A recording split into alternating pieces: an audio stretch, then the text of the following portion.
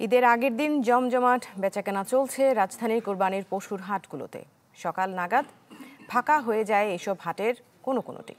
এর বিপরীত চিত্র দেখা গেছে কোথাও কোথাও, তবে বেশিরভাগ হাটেই শেষ দিনেও চাহিদা বাড়েনি বড় গরুর। ফলে বিপাকে পড়েছেন দেশের বিভিন্ন স্থান থেকে ঢাকায় গরু নিয়ে আসা খামারি ও ব্যাপারীরা।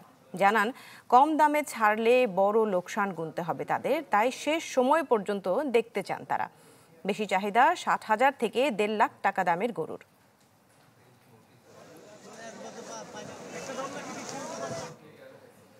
দর্শক, কোরবানির পশুর হাটের খবর আমরা একটু বিস্তারিত জানবো। রাজধানীর গাবতলী থেকে আমাদের সাথে যুক্ত হচ্ছেন আহমেদ সোহাগ।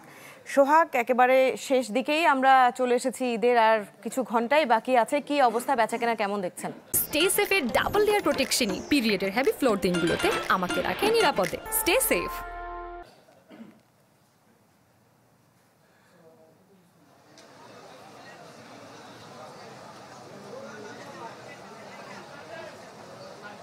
গাবতলী হাটের বেচাকেনা এখনো স্বাভাবিক আছে। আমরা আসার পর থেকে এখানে দেখছি সকাল থেকে শুরু করে জুমা পর্যন্ত, আজকে যেহেতু শুক্রবার, জুমা পর্যন্ত বেচা বিক্রি কিছুটা কম থাকলেও এরপর থেকে, জুমার পর থেকে কিন্তু বেচা বিক্রি শুরু হয়েছে। মোটামুটি ক্রেতারা আশা করছেন যে যত সন্ধ্যা ঘনাবে এবং রাত গভীর হবে এই বেচা বিক্রি আরও বাড়বে। আপনি যেমনটা বলছিলেন সংবাদের শুরুতে, যে গাবতলী হাট বাদে ঢাকার অন্যান্য আশেপাশে যে হাটগুলো আছে সেগুলোতে পশুর পরিমাণ কমে গিয়েছে, এরকমটাই আসলে দেখা গিয়েছে। কিন্তু গাবতলী হাটে কিন্তু পশুর পরিমাণ এখনো যথেষ্ট পরিমাণ আছে, ক্রেতারা আসতেছেন।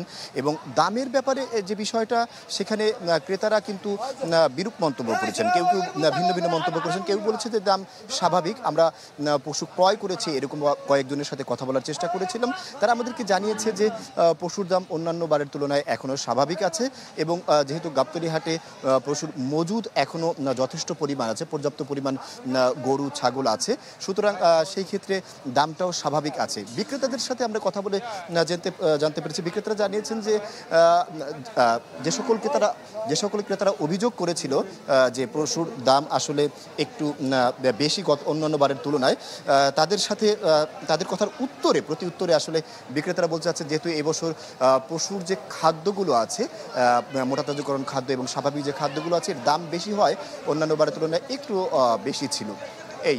জি সোহাগ, ধন্যবাদ আপনাকে আমাদের সাথে যুক্ত হওয়ার জন্য। কোরবানির হাটের খবর জানছিলাম আমাদের সহকর্মী আহমেদ সোহাগের কাছ থেকে।